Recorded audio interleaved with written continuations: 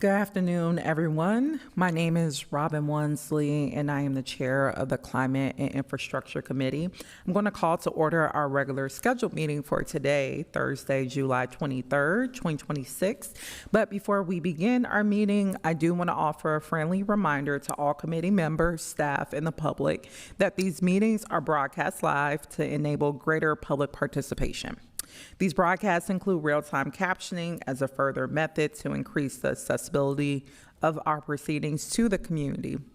Therefore, all speakers need to be mindful of the rate of their speech so that our captioners can fully capture and transcribe all comments for the broadcast.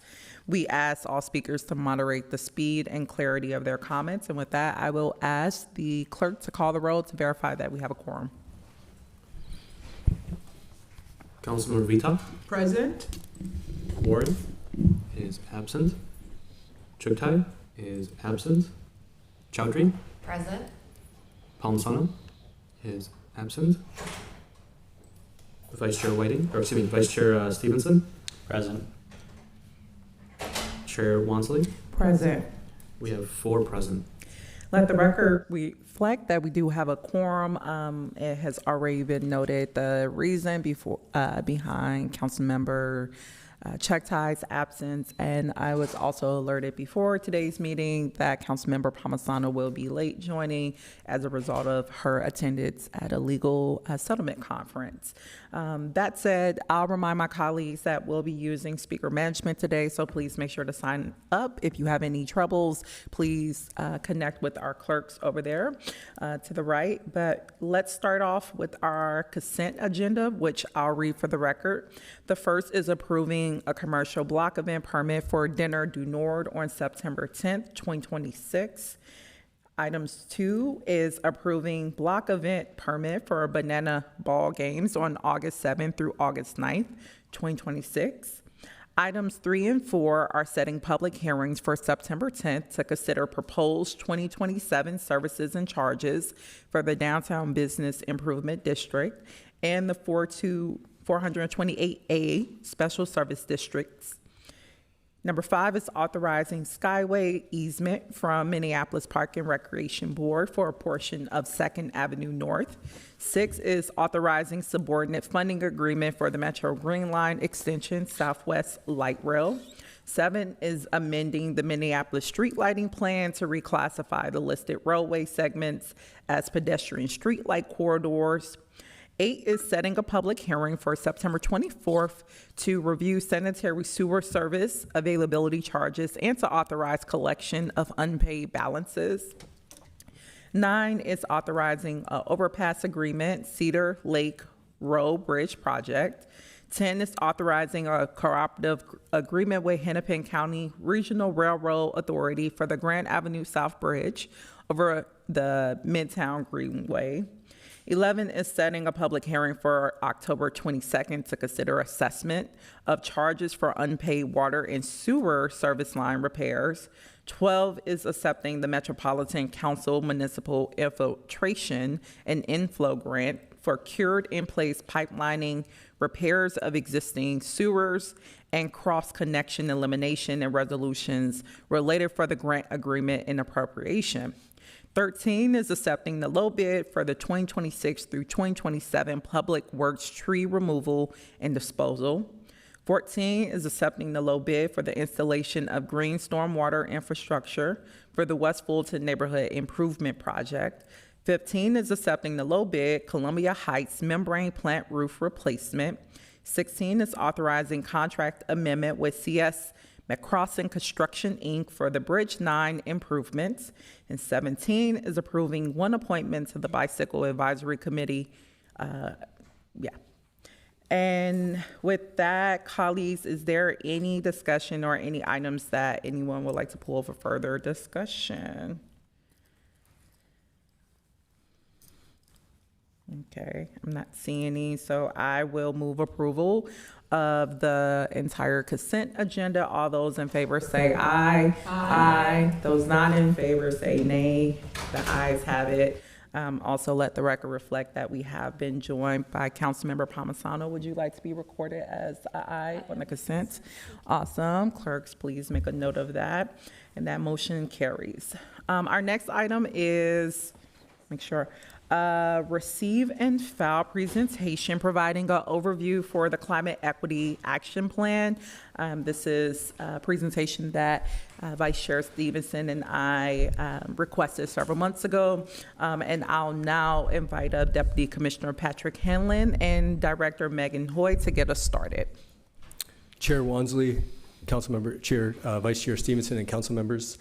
My name is Patrick Hanlon. I'm the Deputy Commissioner in the Health Department. I'll be joined today by our Director of Climate Equity Action, Megan Hoy, in our presentation. We're going to split, this was two presentations, and I appreciate you allowing us to come together and bring both of these presentations here today. I'll be going over funding impacts, and then Director Hoy will be talking about the Climate Equity Plan overview. We thought, we don't usually do this, but we thought we would start with this because the one thing that the federal government has done very effectively is suppressing information on climate change. We don't see a whole lot of it in the news right now. It's not out in a lot of news stories locally or globally. The last hottest 3 years on record have been the last 3 years. And I think it's a good point to highlight. 2023 was the hottest year. 2024 was the second hottest. 2025, the third hottest. And 2026 is on track to be in that range of one of the hottest years on record. 350 parts per million is the atmospheric CO2 upper level planetary capacity that scientists agree on that the Earth can carry. And I remember when I started here at the city, we had just passed that threshold, and it was a big deal that we had passed that. We are now at 422.7 parts per million of atmospheric CO2 and climbing. When I come back for a presentation next year, that number will be higher.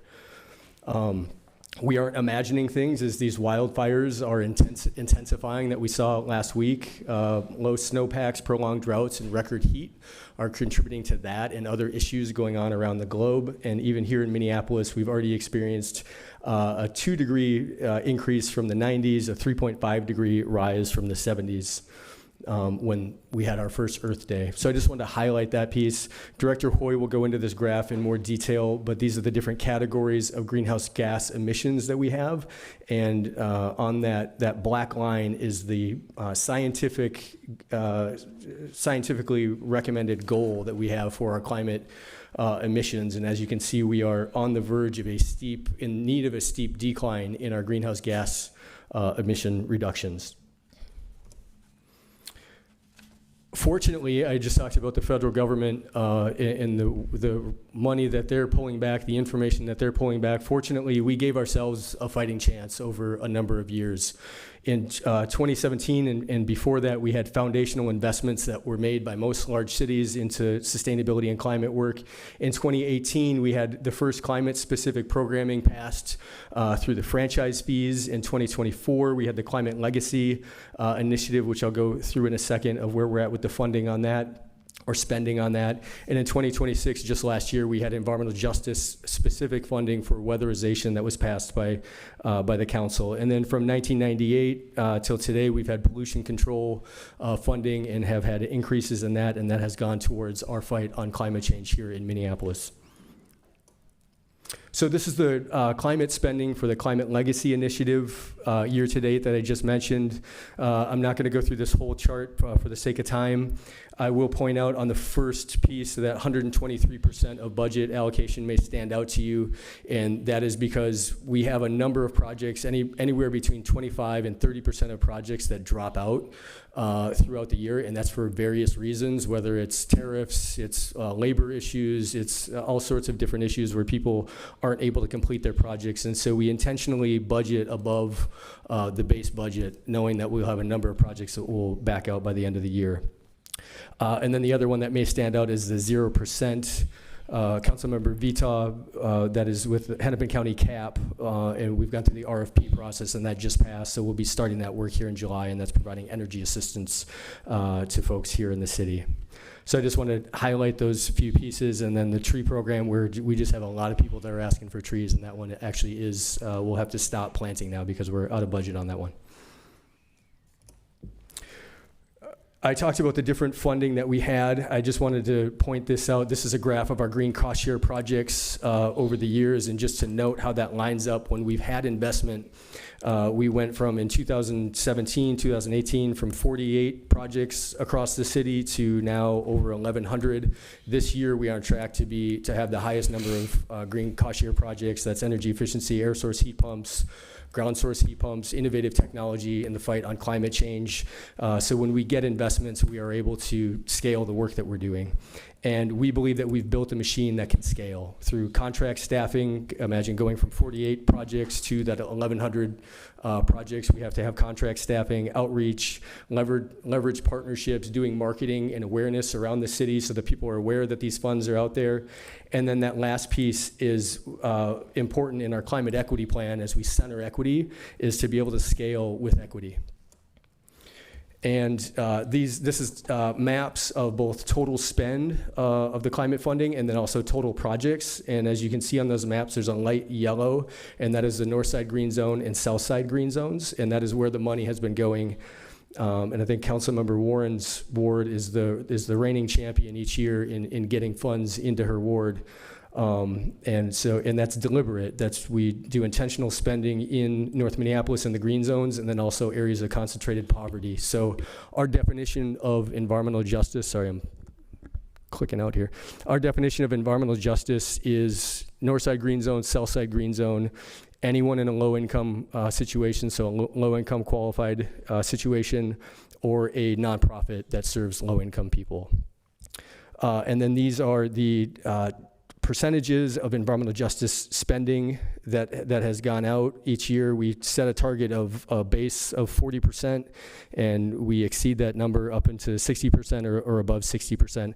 And some of the differences in dollar amounts there's also grant dollars that have been brought in the last couple of years.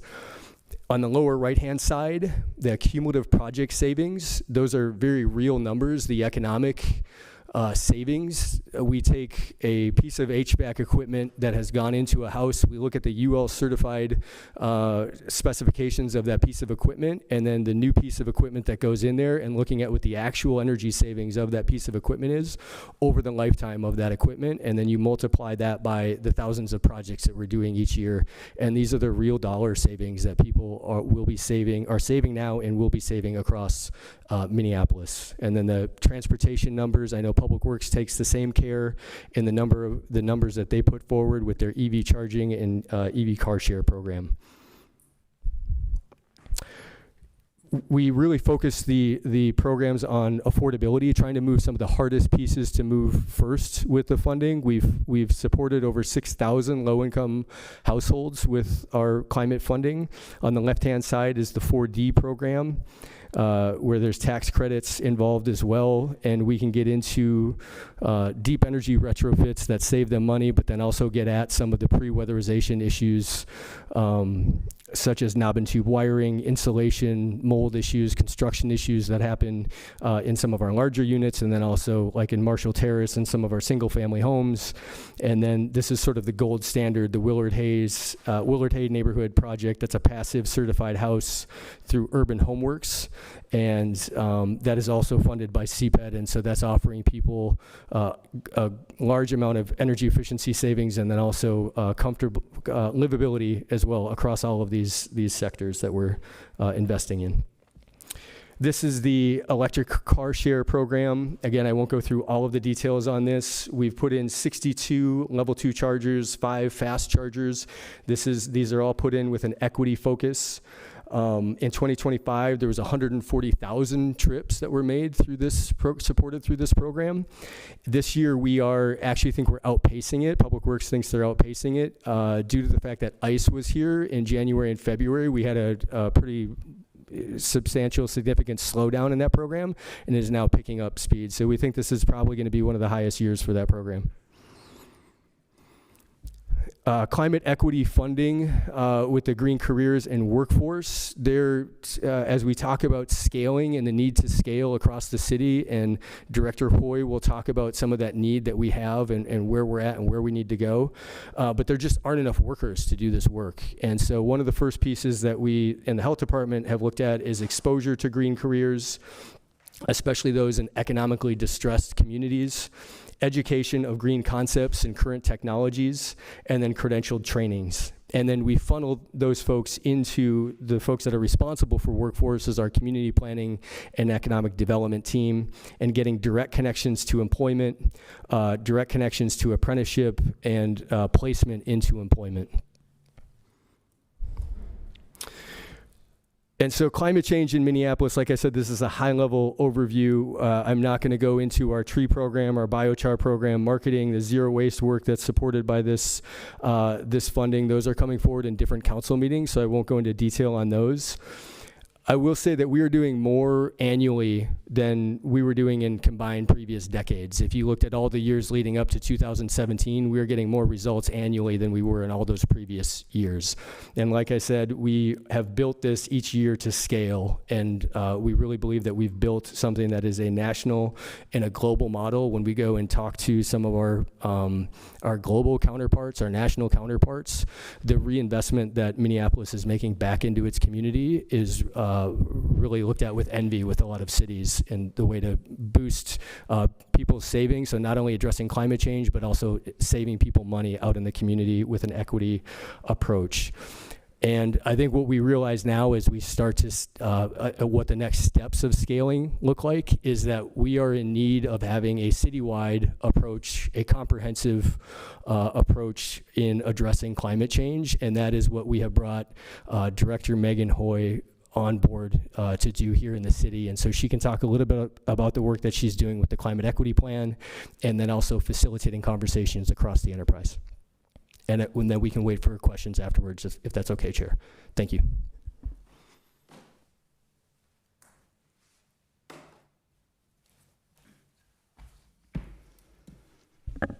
Good afternoon, Chair Wansley and Vice Chair Stevenson. Thank you so much for the opportunity to be here today to speak with you.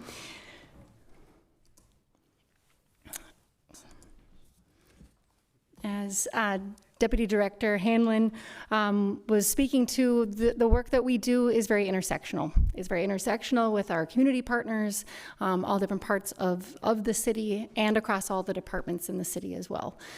So a lot of my work, as well as the team's work, is working across the enterprise, across the different departments, to really leverage our knowledge and our skills and our programs and our resources as best as we can, because we are building an airplane while we're flying. And we are doing things that humankind has not done, period. And so this is big work. And within the health department, the climate and sustainability team that I oversee, we really think about the climate equity work as being a vital pillar to the long-term health of the city and the community within it. And our expertise really sits in buildings, whether that's commercial buildings, multifamily, residential, industrial, as well as energy systems, clean energy, and resilient communities. And that's about building trust, understanding where community's at, and working collaboratively with them. So within the team, we're working on planning and project management. We're bringing state and local policy and regulatory work. We're engaging the community, as I was speaking to, research and studies to understand best paths forward, and funding support, identifying that and helping to flag pilot opportunities. So just a little background about how we're doing our work. Getting into the overview of the Climate Equity Plan.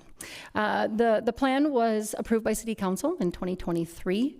A significant amount of community engagement was held to bring this plan together. And the vision is to achieve an environmentally just, resilient, and low carbon and equitable city. This plan is a 10-year plan, right? So this does not bring us all the way to 2050, which I will say more about in a moment. But it is a 10-year plan of how we're going to move through the next 10 years towards the big goals. It has 10 different focus areas. I'll speak more to that later too, but 240 plus actions. We're talking about climate mitigation as well as climate resilience. The plan acknowledges for the first time, compared to our prior climate action plan, that there are various historical and ongoing disparities and inequities that are impacting our community, and that's highly tied to this work. So on to the goals here. I'm going to hit on the headline goal and some core commitments that the plan hits on. Carbon neutrality community-wide by 2050 is that big, bold goal. Meeting our Justice 40 standard through prioritized commitments or investments, and living within our carbon budget are the next two. I'm going to walk through each of these. So carbon neutrality by 2050. We join many cities across the globe and in this country that have a similar goal or more aggressive goals.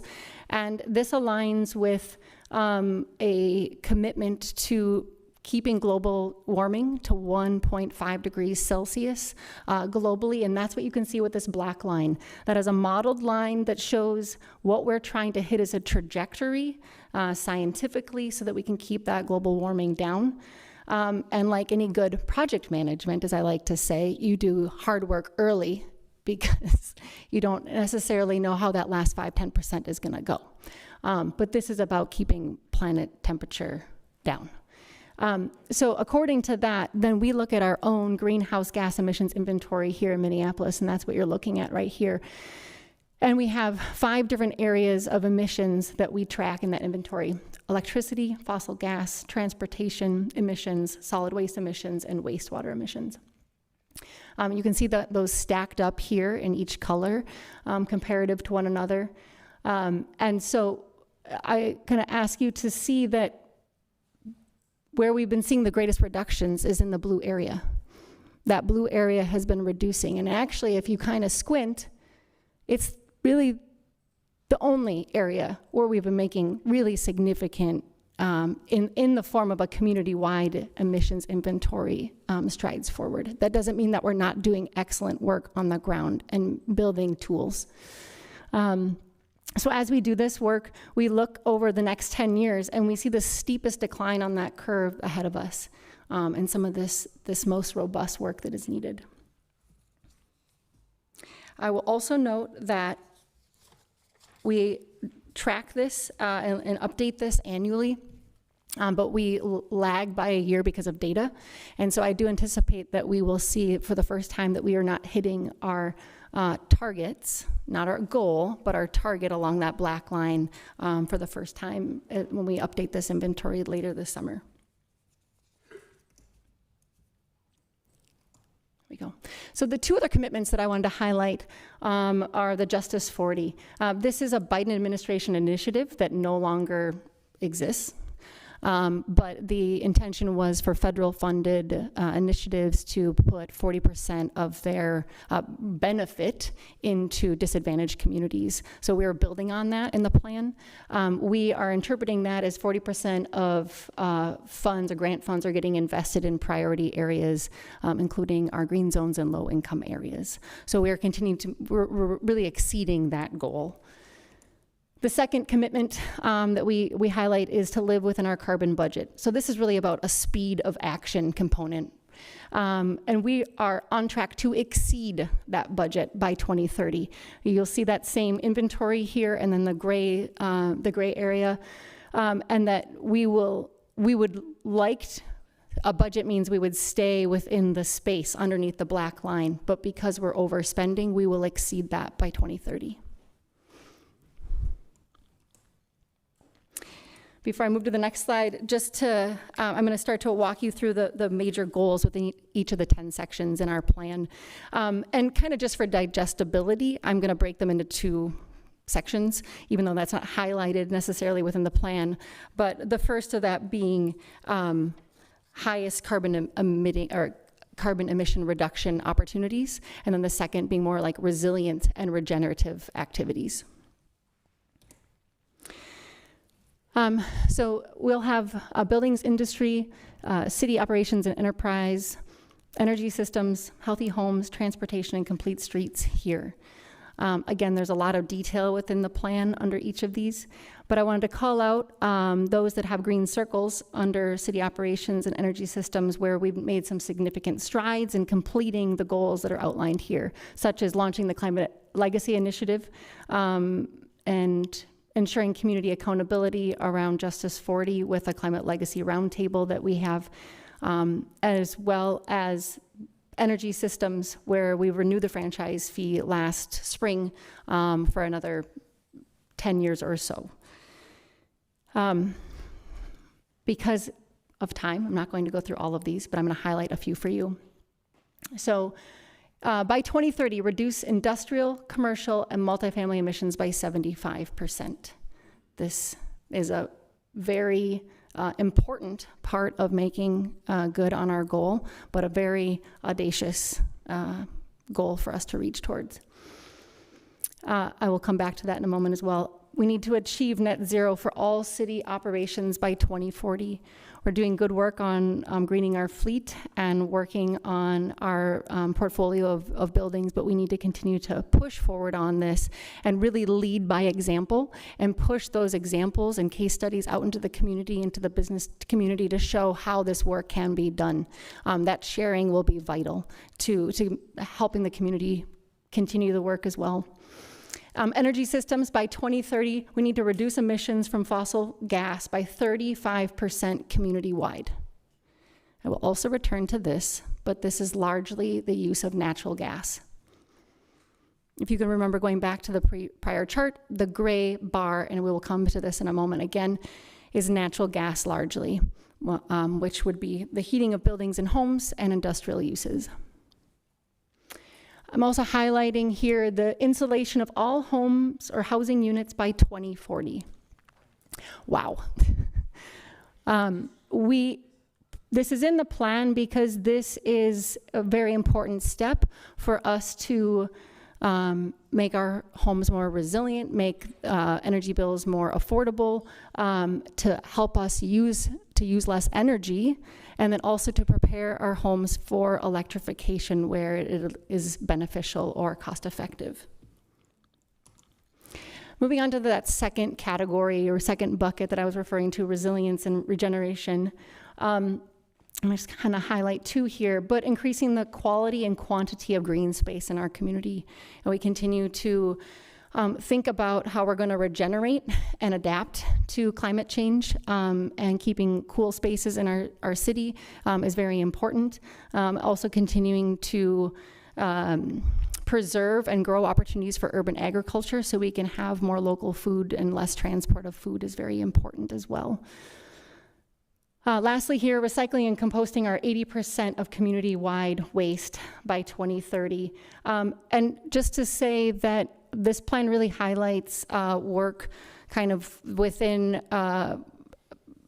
local and our purchases, direct purchases of the city.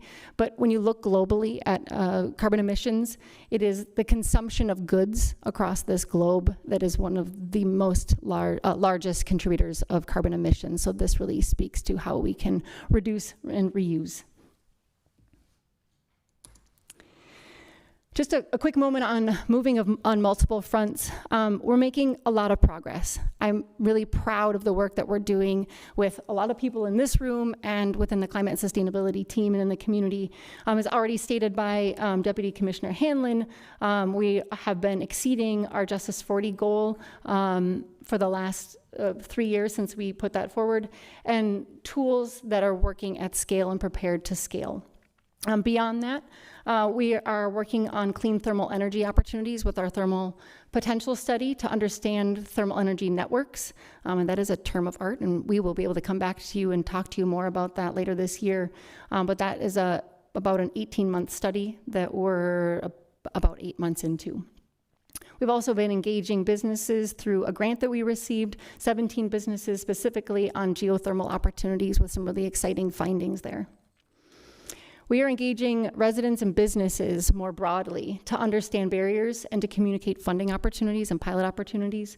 We're facilitating services to serve those with the highest barriers. So on the residential side, a lot of, we're launching a navigator services contract with community partner to help with those greatest barriers and be able to kind of handhold them through that work and translating more materials into non-English languages.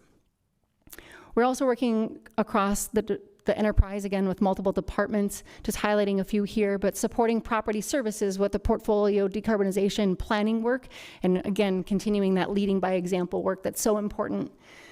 Regulatory services, collaboration on rental property outreach, really reaching more properties where you are ultimately reaching renters, and making them aware of grant opportunities. And then working with CPAD, Public Works, and Property Services on the thermal potential study itself, as well as other regulatory advocacy and legislative advocacy that we won't get into now. So just going to highlight 4 key metrics and indicators for you, and land on one final slide. So commercial, multifamily, and industrial emissions, this 75% is overwhelming. And we do need, incentives and policies and programs that can help achieve this if we're serious about it. What this means is that we need to move all of the gray and all of the blue to be below the yellow line by 2030. And we have 4 years to do that, according to our goals. I'll move on from there. This next chart gives you a sense of our natural gas consumption across the community. And this is complicated by a lot of factors, which I'm not going to get into deeply, but weather is notable. Colder years, we consume more gas. That's where we live in the country. We're a cold climate city. And so weather, as well as industrial processes, or the use of like new heating facilities like the combined heat and power plant that's at the University of Minnesota, as well as population changes and growth. These are all factors that change what this looks like at a community-wide scale. But the point is that we're not going down. We are going up. Or if you're squinting, maybe it's sort of flat at best. This third metric is community-wide home insulating. Home insulating is a very important part of weatherization. It is not all of weatherization, but this is a good indicator of that. So while we are seeing 1,000 to 2,000 projects per year across the community with the Green Cost Share program, homes insulated, or housing units insulated in the last 3 years have really been 760 homes, which is 3% of our goal of 29,000 homes insulated. And you can see on the right the types of housing that have been insulated during that time. And there's, it's been more uptake on the single family side. So certainly working on barriers to reach the other housing types is work we're working on. And the fourth and final metric is to look at our mode shift conversion. So we are off track to shift 3 out of 5 trips, which is our goal, to walking, biking, and public transit, our goal for 2030. So you can kind of see the goal on the right side. And what this is trying to depict is that all the colors, the green, yellow, and orange, would expand and take up the area below the blue dotted line. So we are off track for that, but there's still good work being done here, and this is a very ambitious goal. And really our biggest opportunity here is when we are redesigning our streets and reconstructing them, and to be able to design for biking, transit, and walking. On my final slide, we could talk a lot more, but there's a lot here to work on in our climate equity tracker that we launched last October. You can see a status by focus area of the different actions and strategies that are in progress. And not only there are areas where we need to make the biggest impact and some extra aggressive moves to hit these goals, but also areas where we're a bit more off track. So highlighting those here, buildings and industry, energy systems, and healthy homes stand out a bit, and other areas absolutely need attention as well, but calling these out here as vital areas of action and progress moving forward. So with that, thank you very much, and stand for questions. Thank you so much for the presentation. I'll give a few seconds for folks to jump in queue, but I will start us off with a few comments and questions. So as I mentioned earlier, right after we took some time to recalibrate from the impacts of Operation Metro Surge, Vice Chair Stevenson and myself met with all of the department heads that report to climate and infrastructure, including our health and sustainability team, to make sure that this body, because we know we have new council members joining us, for everyone to get not only a baseline understanding of the critical plans that shape our work together of meeting our robust climate goals. That includes our climate equity action plan. And thus far, too, in this committee, we've received updates about our transportation action plan and some of those other interrelated, again, plans that shape our work as a body. We wanted to make sure that we received this presentation because for years, we know residents all across the city has been working to hold city leaders accountable and making measurable changes at the local level and to utilize our full authority as it relates to advancing climate resiliency and environmental justice. And it's that commitment that hundreds of our residents really mobilized almost 3 years ago behind the climate equity plan to make sure that we did have very strong goals that we were aspiring to reach, and making sure that there was, democratic participation from our residents in supporting this body, supporting the city, and reaching those. So I would say because of that shared and collaborative commitment and work together, again, in 2023, Council passed that Climate Equity Action Plan, and subsequently the Climate Legacy Initiative that was sent or established to fund this robust work outlined in this plan was formed by the mayor as well. And then in 2024, residents came back to City Hall to demand more robust funding as expected, to make sure that we were pouring necessary dollars into the Climate Legacy Initiative Fund, especially in recognizing a hostile federal administration to this work and saying that, once again, as at the local level, city leaders need to be doing everything that we can to make sure that we're making serious headway on reaching our goals. And as part of those conversations and really heeding to the calls to action from our residents, at the end of last year, which was alluded to in the presentation, Council approved an increase in electric and gas franchise fees to scale up programs to help working class families weatherize their homes. As you highlighted, that's a critical component of our climate equity work that we are significantly off track in meeting. And again, this presentation was meant to be a level set of where we at, almost 3 years out from establishing that plan, and getting a sense of where we are on track and where we're completely missing the mark. So I'm very grateful that our staff came to present. I know also many in the community has been reaching out to council members to say what opportunities still exist for us to scale up that funding. And also, again, many of you are well aware that we were meeting many of these goals that's outlined in our climate equity plan, and wanted to make sure that this body isn't being lackadaisical in our commitments to the goals outlined in that plan. And you want to, and you deserve to see bold action being employed at the municipal level. So far, as was outlined in this presentation, we're making incremental small change at best. So with that, I did have a couple of questions as highlighted in the presentation. I think the biggest piece has been around, of course, funding. Especially, as I highlighted, we know the Trump administration, as Deputy Director Hanlon outlined, has essentially rolled back a lot of the programs that was tied to needed funding at the federal level that support this work. So it was in response to that this body moved forward with a number of initiatives, from establishing increases to our franchise fees and electric fees agreements. We also updated our P-CAR registry to include additional pollutants. We established the Climate Legacy Initiative funding with a goal of $10 million in its initial creation, with the goal to increase that.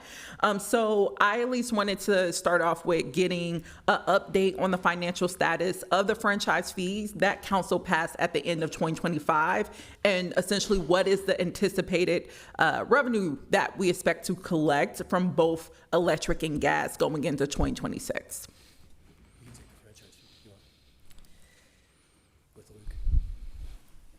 Yeah. I don't have the numbers at my fingertips right now about what we anticipate the franchise fee revenues like in the next year to be coming in at. However, I will say that it's tied to the rates that we all pay on our energy bills, on our electric and natural gas bills, and those rates are going up. And so generally, the rates were moved up, the fees were moved up starting in April of this year.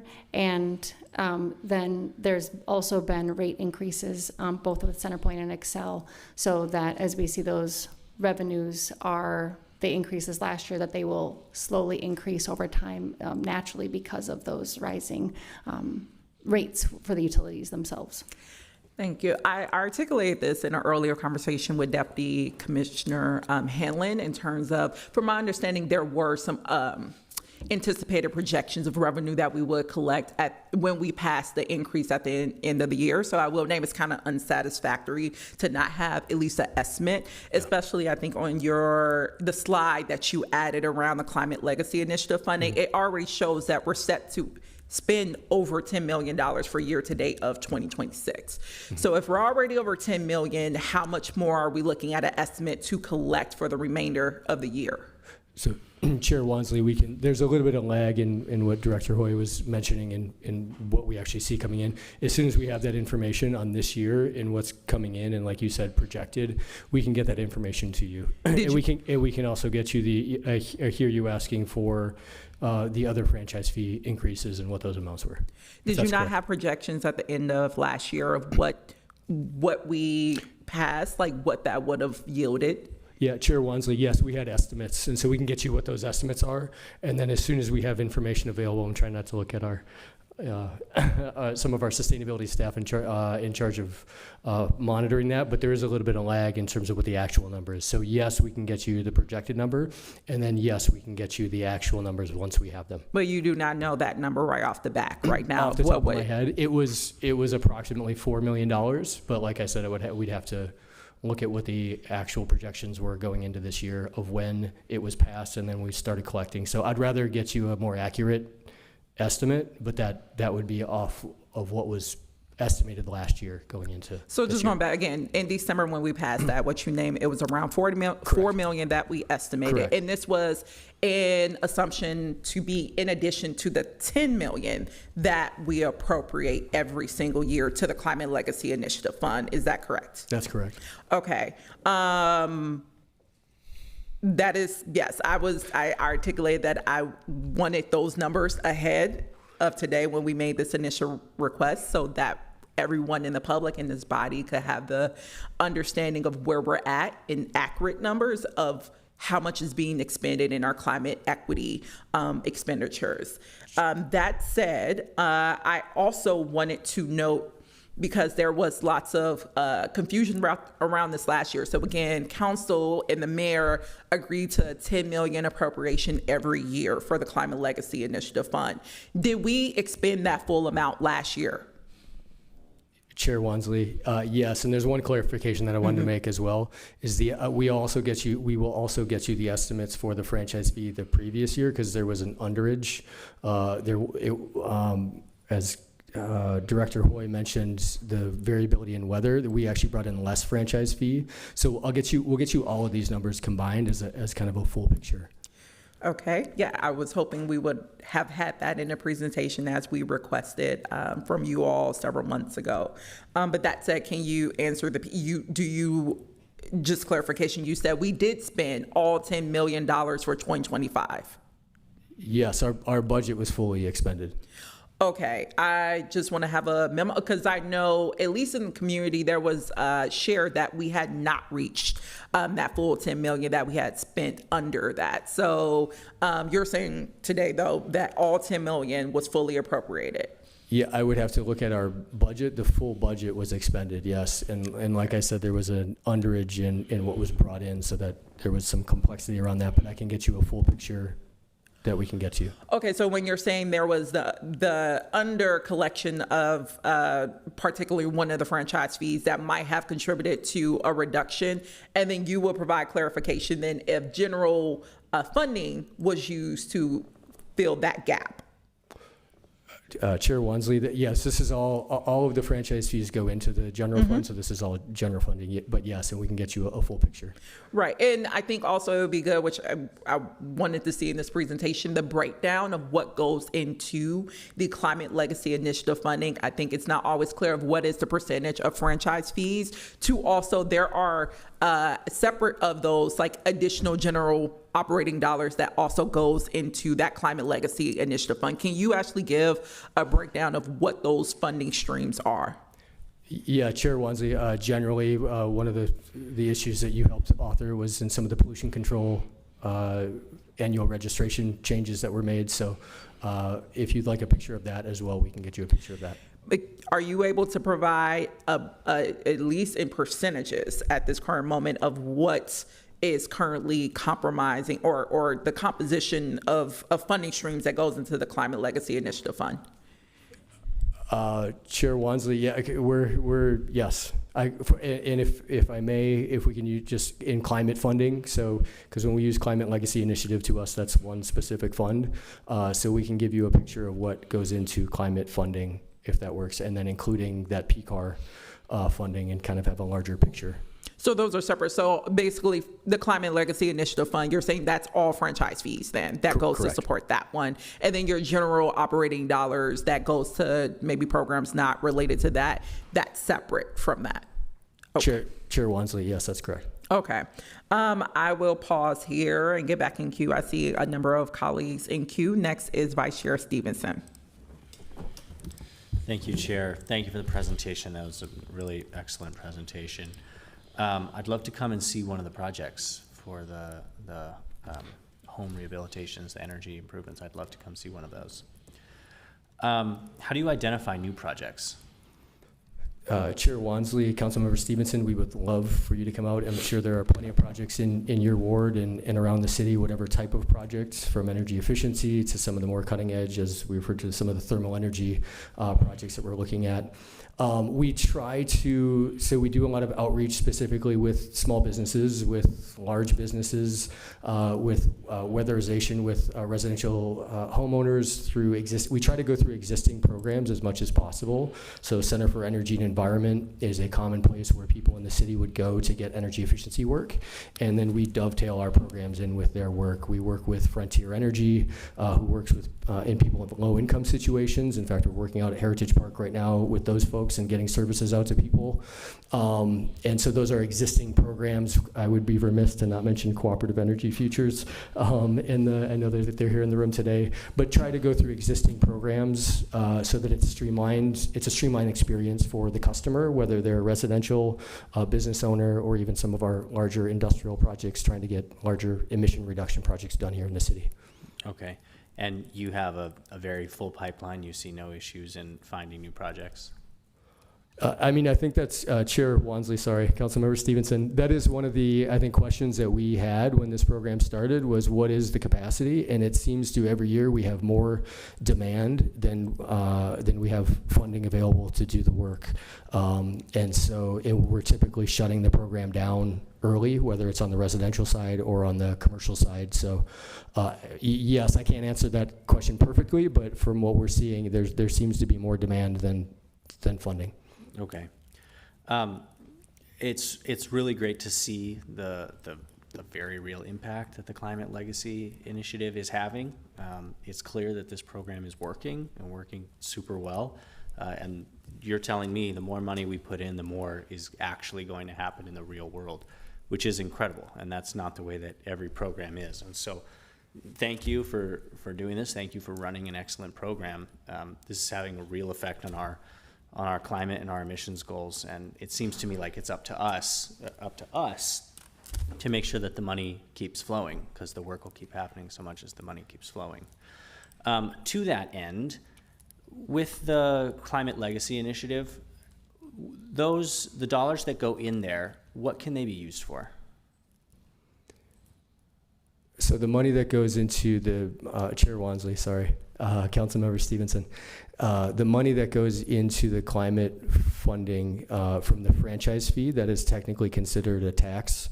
And those increases that were made by council and passed by the mayor as well, there was a commitment to put those funds towards climate related activities. And so that is, we sit down as a group, we talk with CPED and Reg Services and the different departments and come up with priorities and programs. And so that is that's the principle that we operate off of, is that the funding go into climate related programming, and then as much as possible trying to go at that balance between equity, trying to get some of the hardest people that are in the most difficult situations, getting funding to them, and then also getting as much greenhouse gas reduction as we can get. And those are oftentimes not the same projects. We love when they are the same project, but they oftentimes are not. And so it's trying to weigh those out. And the way that we weigh that out is that 40% environmental justice priority that we have. And as I mentioned, we're up around 60% typically during the year, but that's how we try to prioritize between those two principles of the work and where the funding goes. So this commitment for the money, the franchise fee dollars to go into the Climate Legacy Initiative, and then for that money to be used on climate-related projects, this commitment, is it like a political commitment? Is it a legal commitment? What kind of commitment is this? Chair Wansley, Councilmember Stevenson, I would say it's not a legal commitment, as I'm looking at the attorney here, and that it is a political commitment made by the city. Okay, so it could change at any time if city leadership changed it. Chair Wansley, Councilmember Stevenson, that would be my assessment of it, yes. Okay, that's good to know. I think there's been some confusion in the community and in my office about how secure are these dollars in being designated exclusively for climate projects. So it's good to hear that there is no exclusivity there. It's just money that comes in, and we've had a handshake about putting it in climate. We've done that so far, but it's not like a legal commitment that cannot be broken. So that's good to understand, and we will be tracking that very closely. I had another question. Looking back at the presentation, I'm looking at a very exciting slide, the green cost share commercial and residential slide. I see that the Southside Green Zone is not dark blue and dark green. Dark blue and dark green being more money spent, more projects completed. What's happening there? Yeah, Chair Wansley, Councilmember Stevenson, that would be an accurate assessment. When this program started out, it was the Green Business Cost Share Program, and we had a number of projects along Lake Street, and I would say that's where some of our best investments were. Now that we've switched to residential, Councilmember Warren's office is taking the most of the funding in residential projects in the north side green zones, but I would say that's an accurate assessment. We don't use these tools just to, in fact, I had thought about that when I sat down because I planned on mentioning it, is that is an area for improvement. We need to do a better job of getting money into the south side green zone. It's a smaller area, but we need to, that graph shows us we need to do a better job of outreach in that neighborhood. Okay.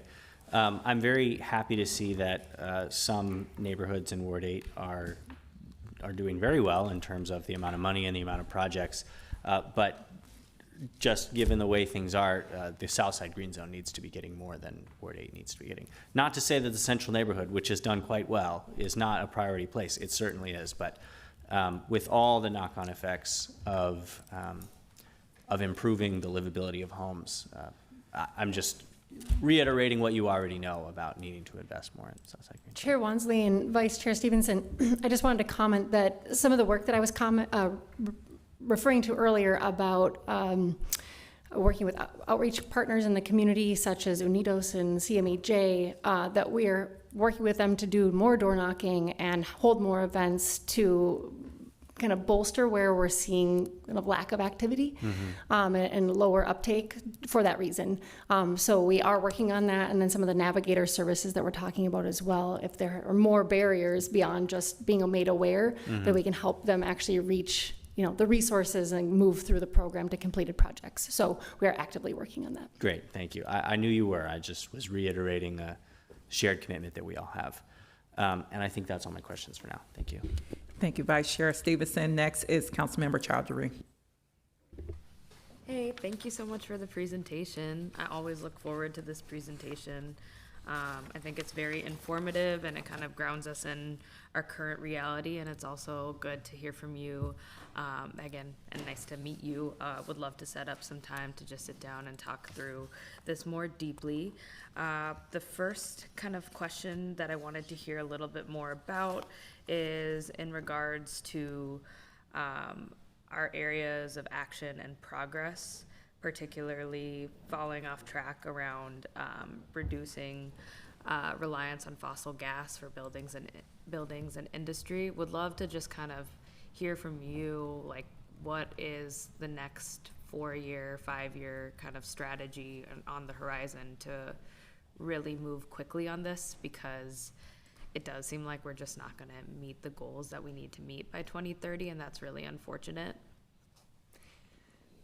Yeah, thank you for the question, Chair Wansley, Vice Chair Stevenson, Councilmember Chowdhury. This is a very important part of the puzzle.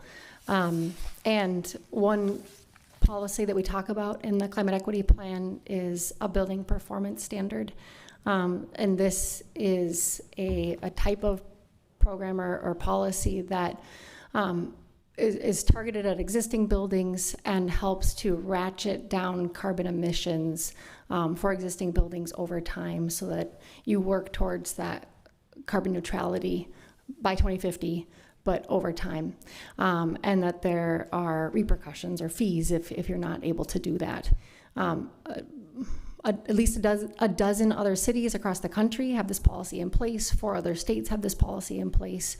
And the first one was passed, I think, in 2019. So, we're still, each city is learning and how to improve from it, but we have others out there that we're tracking and learning from, and how these policy can be implemented the best.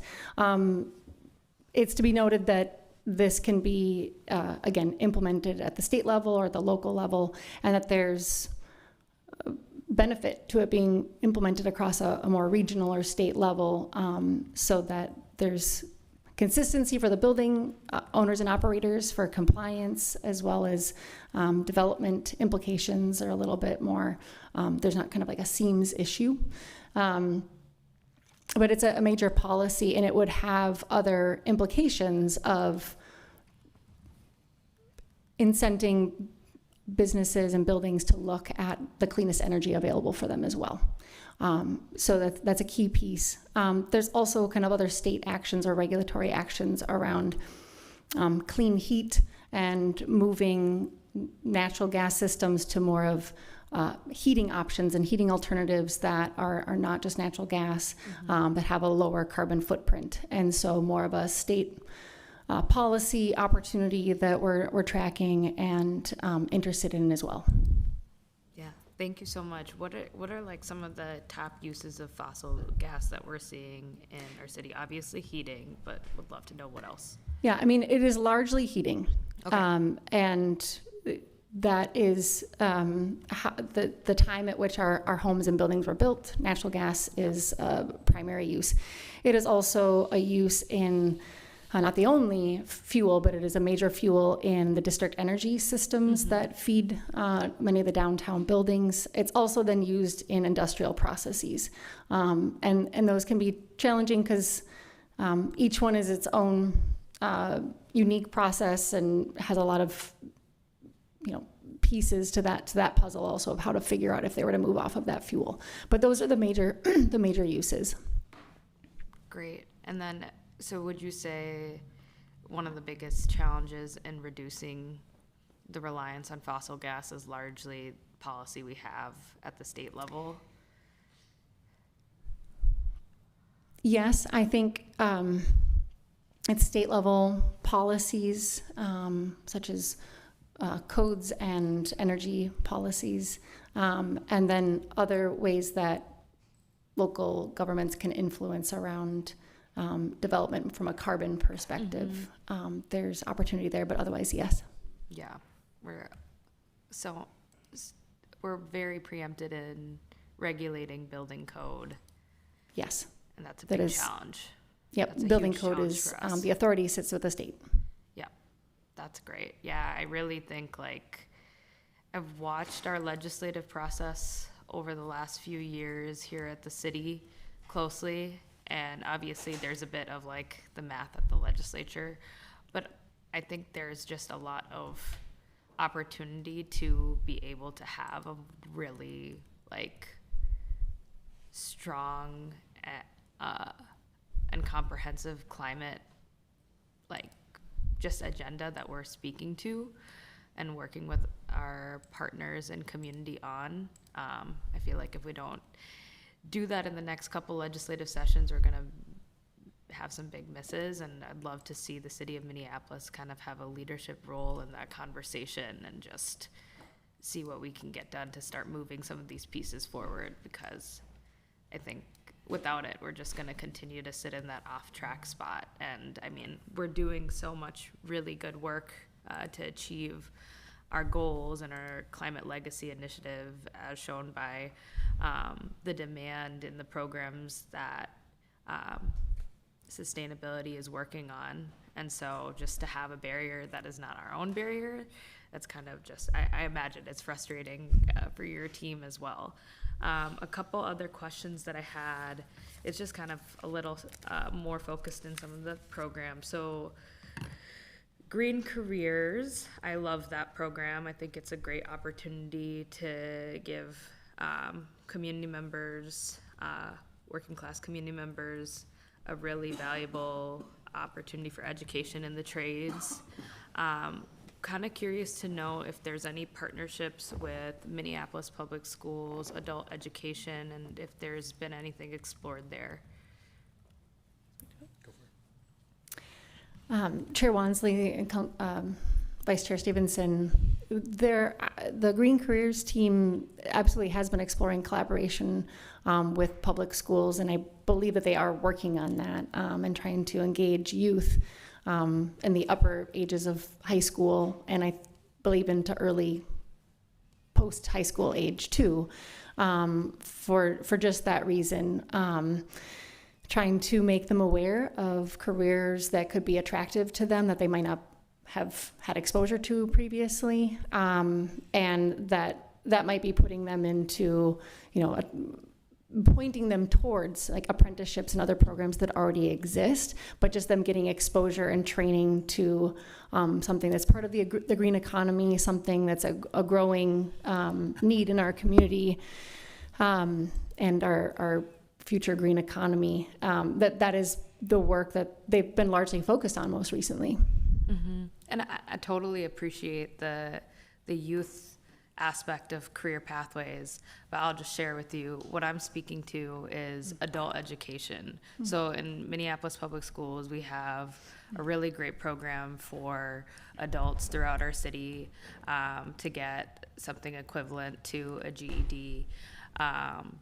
And a lot of great programming around literacy. And right now, the Minneapolis Public Schools for Adult Education recently had a meeting with them, is looking for ways to partner with other local governments to just like have opportunities where those learners are getting into different classrooms and then having an opportunity and job like this. It's a really unique kind of part of the education portfolio there, because they don't get additional funding due to enrollment, so it's a lot of grant reliance, and it just seems like this would be an interesting fit. A lot of the community members that participate in adult education, they are folks with families and kids, and so getting them an opportunity into a career pathway is going to lead to an opportunity for their kids to have that type of stability. So interested in seeing if there's like a way to partner with Minneapolis Public Schools and green career pathways to reach those in adult education. Chair Wansley, Councilmember Chowdhury. We have connections with the Minneapolis Public Schools starting with the Guys and Gems program with their STEM programs, all the way through, and I should just say the Health Department, Community Planning and Economic Development, the CPED folks as well. And so if you have a contact, Absolutely. if you want to forward them on, and then we can make sure everyone's connected.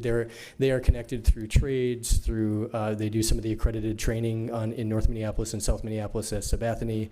So there's a number of connections we have with the school, but if you want to forward your connection, we can bring that all together. I'll write you about it, maybe speak to you about it a little bit more offline. I think there's a really interesting partnership that could happen there. And then I just have two more things and I'm good. I'll pass it off to my colleagues. The second one, drilling into programming, is about the EV charging program. I have a lot of community members reaching out in the Nokomis East area of my ward that want to see EV charging grow in the area, and there's a larger demand of folks that want to use it. How do we build a plan towards that? Chair Wansley and Vice Chair Stevenson, the program is a great resource in the community. There's kind of two parts to it. There's the EV car share, which is operated by Our Car in collaboration with both cities, and then there's the EV Spot Network, which is the charging network, which is publicly available. So on the publicly available charging network, that's just available and there for use, kind of arrive and charge as needed, and pay for that. And then additionally on the EV car share side, I know that Public Works, who is the department that's managing that from the city of Minneapolis side, that they have some resources on some of their web pages to point people, make people aware of that program. The city of St. Paul does as well. And then Our Car has their website on this. I think I've heard some of this before and interested to help raise awareness around this program. I think it's it's serving a real need that we do need to fill, that last mile. Smaller trips, it fills a number of needs. So I think working with neighborhood organizations and with Our Car and the Public Works or the two city teams to make sure that the word is gotten out more. That's one opportunity, and we've even talked about starting later this year, putting forward some webinars more broadly for climate equity programs that are happening, whether it's city facilitated or otherwise, but to help elevate this. And this, I think, is like a prime candidate. Yeah, great. I mean, the neighborhood association in the area is really willing to work to grow the Spot network in the area. It just seems like there's just been a growth of community members that are transitioning into electric vehicles, and that's something that just has come up. They're like, we don't have enough places to charge, so that's wonderful. My last question is related to the city budgeting process, and we're just not gonna beat around the bush. I just wanted to ask a very straightforward question about the additional $4 million that we allocated last year. Is it going to be used instead to balance the mayor's budget? Has there been conversations about that? Chair Wansley, Councilmember Chowdhury, no, we have not had conversations about using the $4 million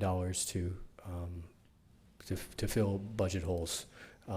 There has been obviously conversations around how tough the budget is and possible impacts, but not specifically that fund. And so yeah, I'll leave that there. Okay, great. And I will just share like publicly that I am concerned about that. I want that $4 million to be dedicated towards the Climate Legacy Initiative. That was its intention. And it's also something that community members have raised up to me because it was shared on a social media post that there was a meeting with the mayor's office between climate advocates, and it was shared that $4 million may be used to balance the budget. And I'm just stating my position to you and the public that I think that's a big mistake. I think we should use this $4 million to to the programming that we dedicated to, especially in a moment in time where we aren't going to see a federal government that's going to support us in our efforts. It feels like this is a precious allocation that we need to safeguard. I am always willing to learn more about this piece of it if conversations change, and also if this information isn't accurate, would love to hear from your office or the mayor's office. But it was something that was just brought up to me by several constituents, and so felt like I had to bring it up in this meeting. So thanks for listening. Thank you, Councilmember Chowdhury. Next is Councilmember Warren. Thank you, Chair Wansley, and thank you so much for the presentation and the work that you're aiding with respect to Heritage Park. I appreciate that. My question is about the slide number 19 with respect to the Healthy Homes Program and the desire to have the energy systems change at 35% reduction by, what did this say, by 2030? Is that that's the reduction, but then to have by 2033 the homes being transitioned all to electric, and then I'm saying at whose cost is that at? Like, how is that happening with the financial component to that if we're transitioning over into the electric component? Because I would like to see that happen. I just know that here it is, and this is what I hear from so many of the constituents in my ward, because climate impacts culture. And they want to change over, but you are being subjected by working with landlords who are not interested in making those type of investments for a healthier way of living for the residents who are renters in these situations. So the investments are not adequately being made. So at whose cost? And then where's the financial where does that financial responsibility live? Chair Wansley, and I'll leave this open to Director Hoy after to cover some of the larger picture. Councilmember Warren, with all of our programs, especially around weatherization, and we draw a hard line with folks in low-income situations, is that people need to save money at the end of the day. So if we're talking about switching to electrification, that the investments that we put in, and at the end of the day that their utility bills are less, that the folks that are in those buildings are paying less. That may not be the case with all, if people make a decision to move to electrification in some buildings, but especially in what you're describing, people in rental situations, that's our hard line, it has to save money at the end of the day. So a lot of people are inquiring about solar. They want to utilize and they want to access solar, but the cost for solar and solar installation on a lot of the homes, especially within North Minneapolis, is far more expensive than what individuals have the ability to be able to budget, right? Because there are, certain removal or alterations to tree canopies to ensure that you're getting effective lighting, and all of the other components that go into improving the utilization of electricity. What types of programs and subsidies are coming out of this in order to help make this a reality for a lot of people? Mm-hmm. Chair Wansley, Councilmember Warren, there's been some great, I'm going to try not to think about the Inflation Reduction Act and all of the dollars that were clawed back from the federal level that could have really supported, and the tax credits. But there are still some low-income solar programs, and it's the same for that, is that when we're going in, working with someone, working with a family, that we want to make sure that they're saving money at the end of the day, and then also trying to provide the partners, financial partners, so that they have the capital. That's why we center equity in our climate equity plan, is because if we just go for greenhouse gas reduction, the people that have the capital, that can save the money, are the ones that are going to benefit. And so making sure that we're really focused with that equity lens, and when we go in, that people are saving money, in the case of solar, making money at the end of the day. So a majority of the people that I've been talking to with respect to, okay, yep, we want to go with the electric version, but when I hold up my electric bill in price comparison to my gas bill, the gas bill seems to be a lot more affordable than what my electric bill is. And as we look at the key metrics on slide 22, if we are improving the utilization of electricity, shouldn't that cost index be going down for a majority of the residents in the city of Minneapolis? Chair Wansley, Councilmember Warren, I would say that not all electric is the same. You can have baseboard heat that is extremely expensive as an electric source. There's other electric sources that are very expensive. I think some of the technology changes that we've seen in air source heat pumps, you start getting into district-wide systems around geothermal, there is a potential for that price to go down. Councilmember Chowdhury talked about what are some of the barriers with natural or fossil gas, and that is one of the barriers, is that it is cheap to heat a home, and so that is what we're up against. And again, when we go into each one of those homes, we want to make sure, especially someone in a low-income situation, that they're saving money at the end of the day, and that is possible when you're going from a very inefficient home to a more efficient home. With programs like energy assistance and things like that, they denote more funding towards supporting a gas bill than they do with supporting electric. The electric bill then becomes optional if your home is not primarily heated by electricity. So they'll support funding around gas and not so much around electric. They only put like 30%. You can denote for 30% of that to be utilized towards electricity, when it should be more towards the electric component, right, to pay into that if we're looking at transitioning people towards utilizing more electricity than they are using gas, if we're trying to weed out that gas program. So how are we, I'm just thinking about how we're supporting the lower to moderate income families in these situations. Mm-hmm. Do you want to respond, Chair? Yes, please. Chair Wansley, Councilmember Warren. You're talking about barriers those are the things that we wrestle with in these programs, and what you're calling out is there's validity to it. And so we wrestle with that as well. And like I said, it's good to have that principle of that bottom line, that people are saving money at the end of the day through these programs. Right. And I know that that when individuals utilize energy assistance programs, whether it's through,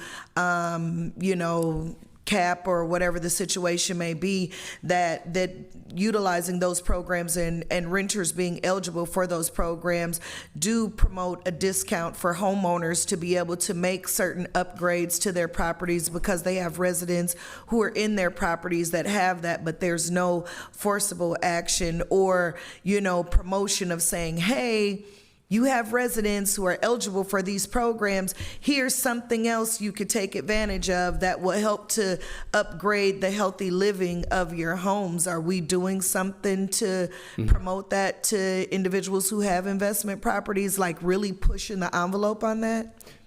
Chair Wansley, Councilmember Warren, Director Hoy was talking about that, the relationships with regulatory services and being able to get outreach. That's been a really helpful partnership for us to get those direct messages out to people that may not live here but invest in homes here.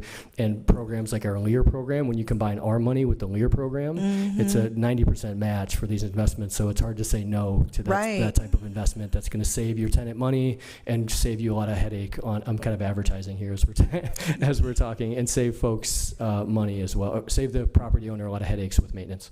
Right. Thank you so much. I appreciate you both. Next, and before I move on to the next council member, I do want to have Councilmember Warren's attendance be recorded, and once we're done with this presentation, can get her vote on the consent agenda. But I will move to Councilmember Palmisano. Thank you. Thank you for this presentation, and thank you for your continued focus on equity in spending and in projects. That means that my own ward, my own part of the city is actually not a focus here, and I'm okay with that. I fully support your environmental justice goals, and I don't mean to make that sound like the 13th ward doesn't receive any services. We do.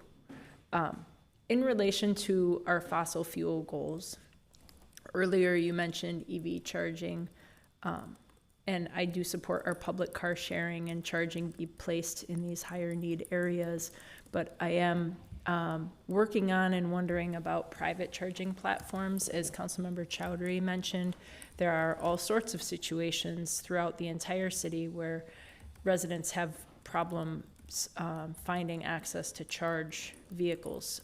For example, they don't have a garage where they can plug in, or the cost of adding an extra the extra electrical into a garage space is prohibitive. I've found that to be the case. I'm finding that a lot of people I know, a lot of neighbors and residents tend to drive to the suburbs, even though there are a couple charging stations in commercial spaces installed by business owners right in Southwest. But they tend to feel they need to drive out to find charging infrastructure, or they just don't buy an electric vehicle because they can't charge it. So I'm curious what we're doing to support private options in areas that don't have nearby access to a public EV network. I did inquire with Public Works. They basically said they could do it, but there's a lot of considerations that go into zoning and changes, and I continue to explore that with them. My point in raising this is that I think there are people who are willing to do more toward our climate change goals if they had the support to do that. And from the city's perspective, we could all benefit from that. Right now, as you've said, Minneapolis uses the city-driven option, right? All chargers on the public right-of-way are also co-located with the EV car share program. Unfortunately, that doesn't encompass the 13th ward. I don't know how much of Ward 12 it encompasses either.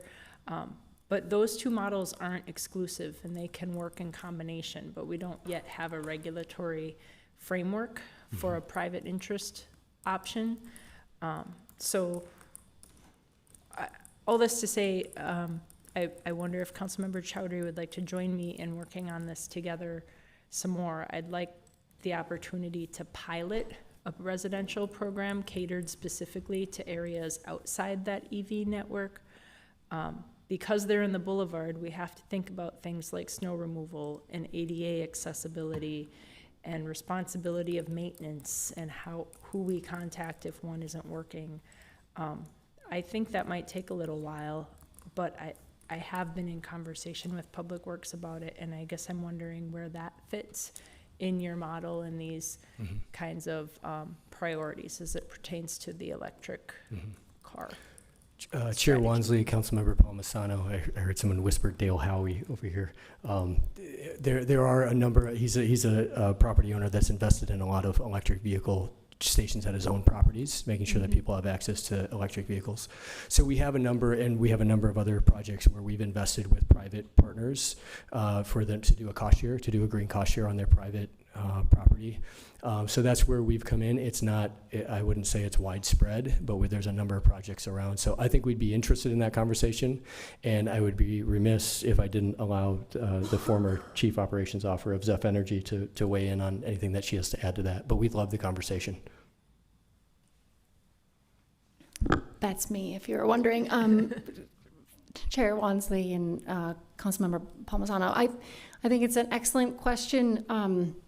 You know, Excel Energy has programs in place, even though they've changed, and I think have some more limitations to them for supporting private development of charging infrastructure out in the community. And there's a difference between level 2 charging and fast charging. If we're talking about charging that would allow people to go kind of fill up the electric pump relatively quickly, but they are residents, that's kind of one thing versus if they're businesses or business fleets and things like that. So they should be looked at separately. I think the Green Cost Share program and being able to invest in it through funding opportunities is a path that many other cities, even other utilities use across the country. So it might be that. And there are businesses that, that are interested to support that and to do that. I think beyond that, there's other considerations, like if the city's to own versus not own, or if it's going to be outside parties. Recently, there's been discussion at the Public Utilities Commission around if there could be a rate that if it's publicly owned infrastructure, level 2, could it have a lower rate, more like a residential rate, because it's supplementing those that live in multifamily housing, and then they're going to use this as their residential charging option. So there's many considerations, so it's quite complex. I think that there's more that could be discussed there. Mm-hmm. Thank you. And I think that by the nature of your kind of off the top of head comments, that you kind of point out how complex it is. So thank you. Thank you. I'm back in queue. Just a couple follow-up questions related to actually looking at, what's the slide? Slide 24. So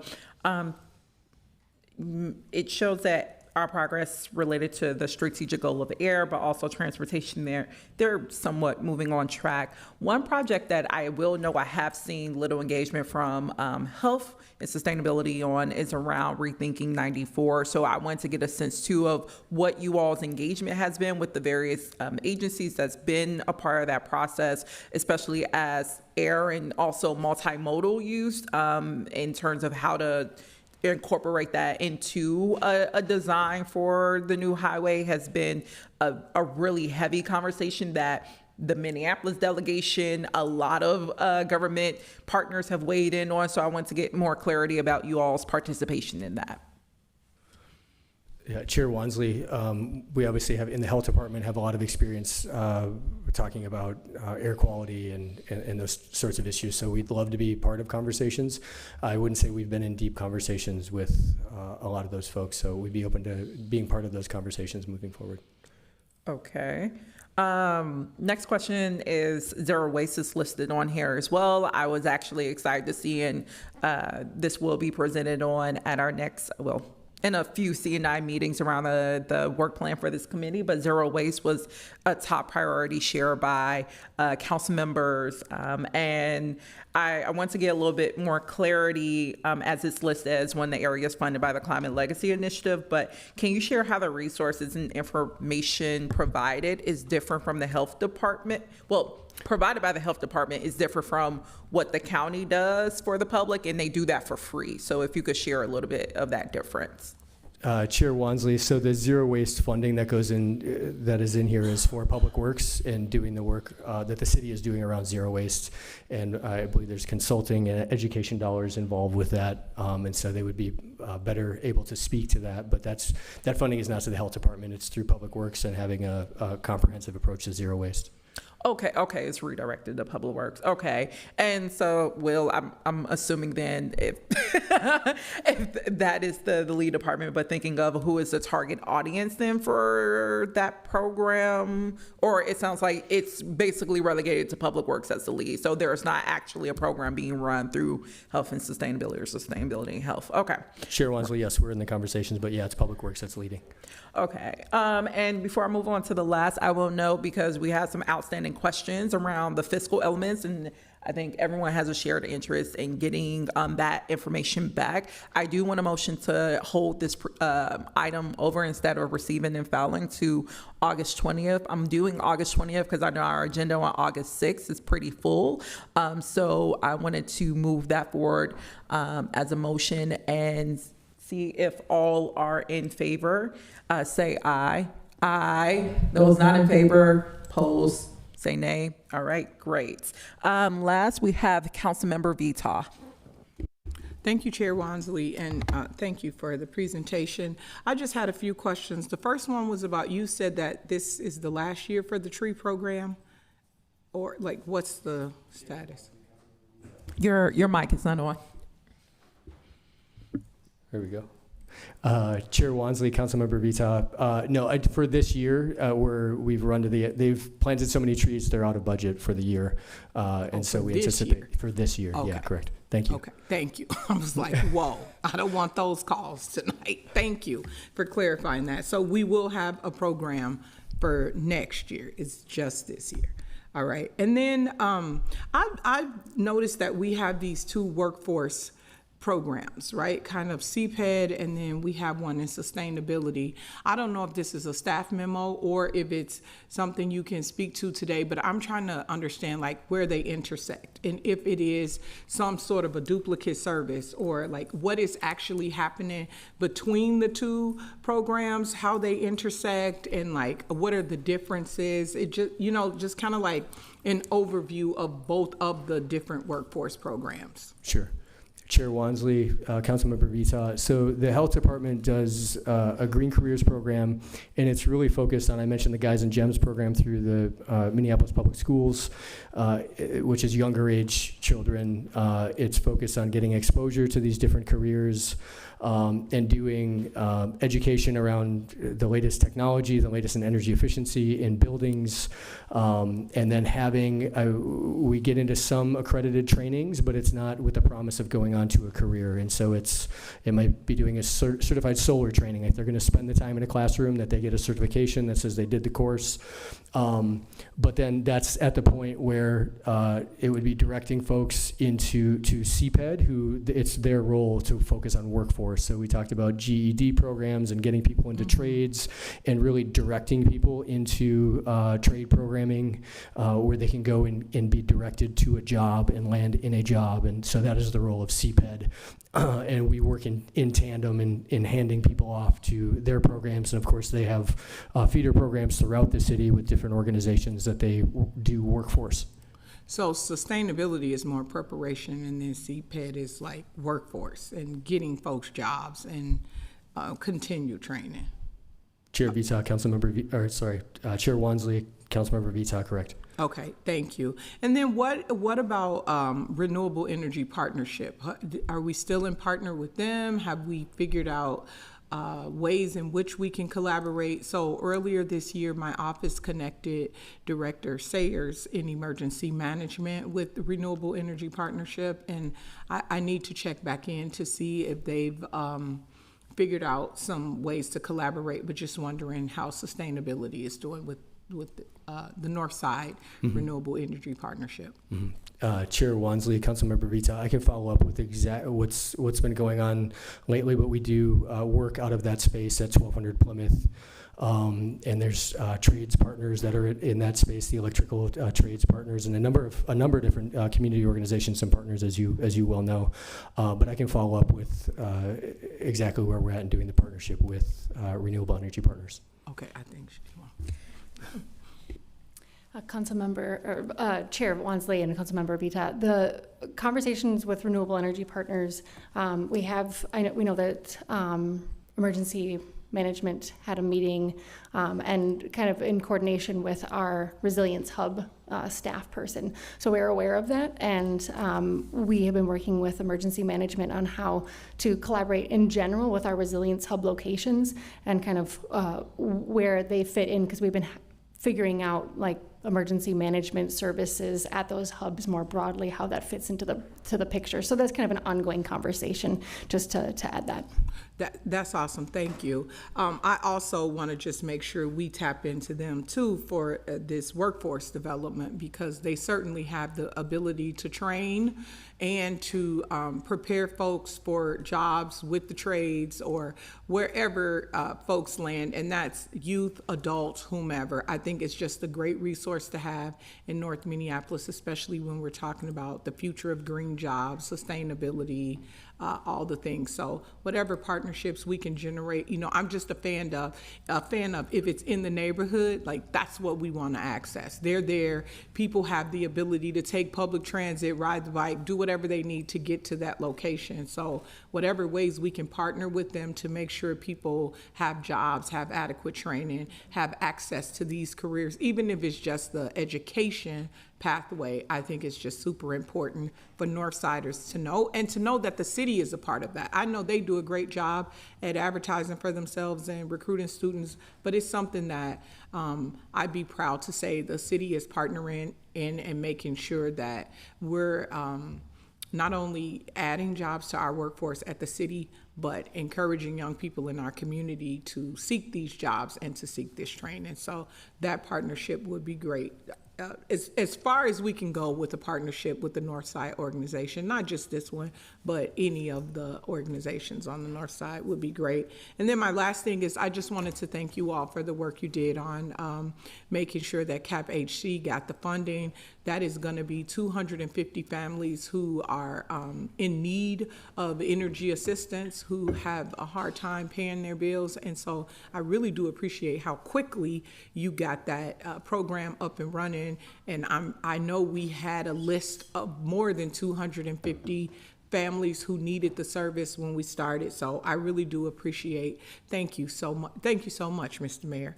I really do appreciate the work that you and the entire department did so fast. We were in a crisis with families in need of energy, emergency assistance, all of the assistances, and you all quickly got this up and running, and our families are certainly getting the help from this, so thank you so very much. All right, seeing no one else in queue, we've already approved the motion to forward this presentation to the August 20th CNI meeting. So thank you all. I look forward to getting a more comprehensive follow-up about the fiscal accounting for the Climate Legacy Initiative funding as was requested by then. And yeah, thank you all for today's presentation. Before we move to the next discussion item, number 19, I do want to see if Councilmember Warren, if you would like to have your vote be recorded as aye on the consent agenda. It is an aye, thank you. All right, clerks noting that without any objections, thank you. All right, moving on to our next receive and file, item number 19, which is the 2025 progress report for your city, your streets.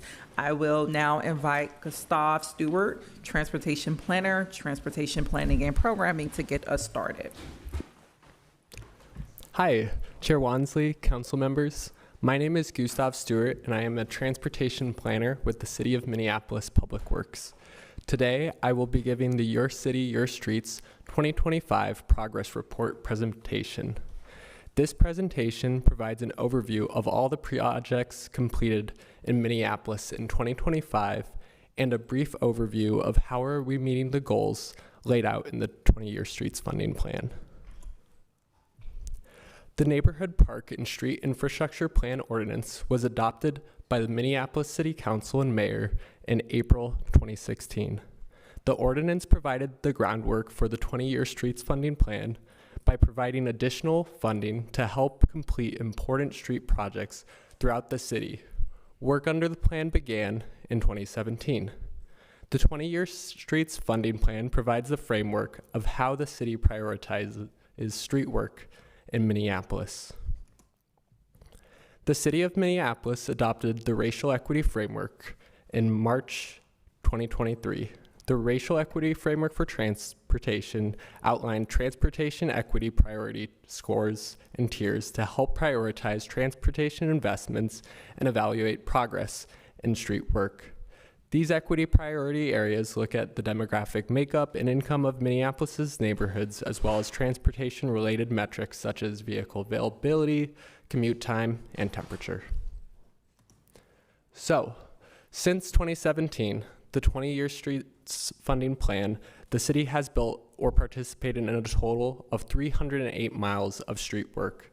This is about how many miles it would take to drive all the way across to the Canadian border through International Falls. 89 miles of that work were completed in equity priority areas.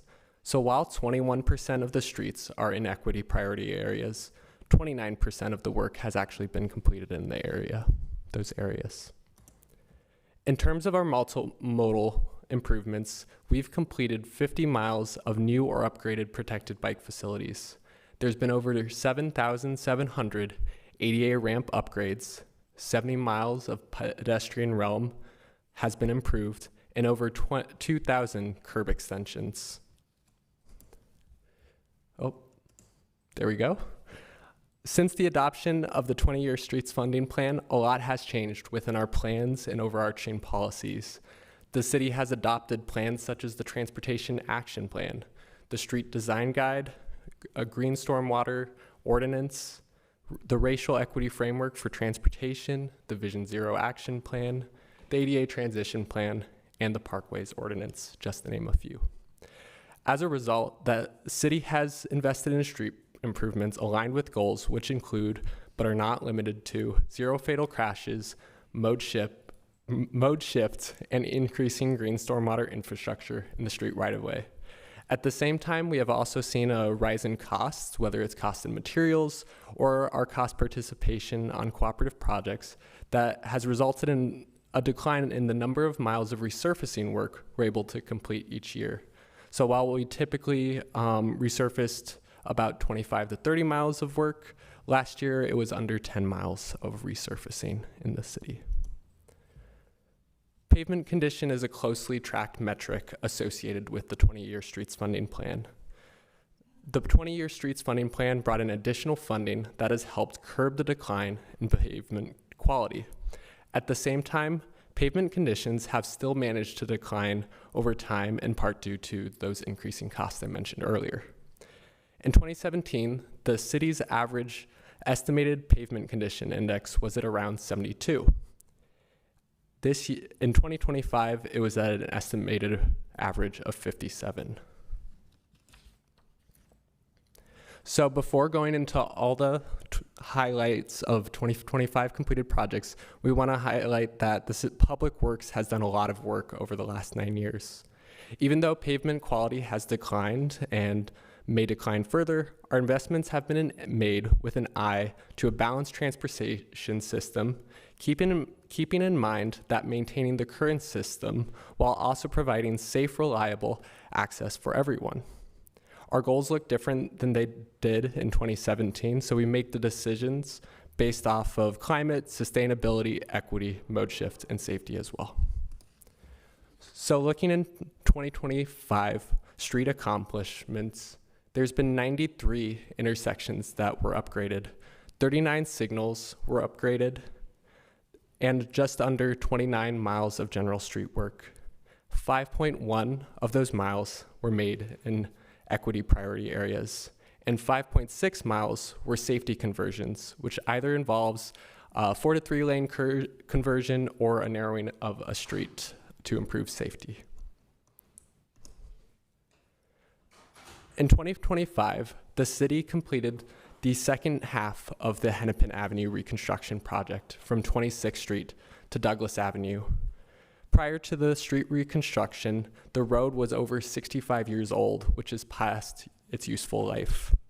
The reconstruction project provided important safety improvements, new and improved sidewalk space, green stormwater infrastructure, a 2-way sidewalk level bikeway, bus lanes, and new signals. The project was an accumulation of years of community engagement, detailed design, and construction work, and is now a safer and more comfortable place for all modes of travel. Phase 1 of the First Avenue South reconstruction project was also completed last year. The project was a reconstruction project that includes a sidewalk level bikeway, green stormwater infrastructure, new sidewalk, and new pavement for vehicles. First Avenue South was one of the most highly rated projects in our 20-year streets funding plan. Notably, this project was constructed in-house by our transportation maintenance and repair staff, which is a huge undertaking and accomplishment. As part of the concrete rehab program, the city completed work in the Kenwood area. The concrete rehab work involves repairing concrete panels and performing a diamond grind finish with ADA upgrades. The remaining segments of this work will be completed this year. Public Works also maintains MPRB parkways in Minneapolis. The city completed work at St. Anthony Parkway from Hayes Street to Central Ave last year to extend the life of the street. A red chip seal will be completed either this year or next year as part of that capital maintenance work and to provide that look and feel that parkways have throughout the city. As part of the city's alley program, Public Works reconstructed the alley between Park Avenue and Columbus Avenue between 45th Street and 46th Street. The alley program is focused on improving pavement needs as well as addressing drainage issues. So the next few projects that I'll highlight are cooperative projects. While these projects are not led by the city has an important role to facilitating the concept layout approval and often cost participate on these projects. The project on the slide is Hennepin County-led Lowry Avenue Northeast reconstruction, specifically from Central to Johnson Street. This project reduced the overall width of the street, added pedestrian medians, and it added a new shared use path on the north side of the street. The project adds important safety improvements in northeast Minneapolis. Hennepin County also led on a resurfacing and reconstruction project for University and 4th Street. Last year, University Avenue from I-35 to Oak Street included upgrades. The project included both sidewalk and in-street bike facilities, new pavement, and sidewalk improvements, improving connectivity along the street, but also across it as well, between Dinkytown and University of Minnesota. MnDOT led on a resurfacing project for Trunk Highway 121 in Minneapolis, where MnDOT reduced the trunk highway from 2 lanes to 1 lane.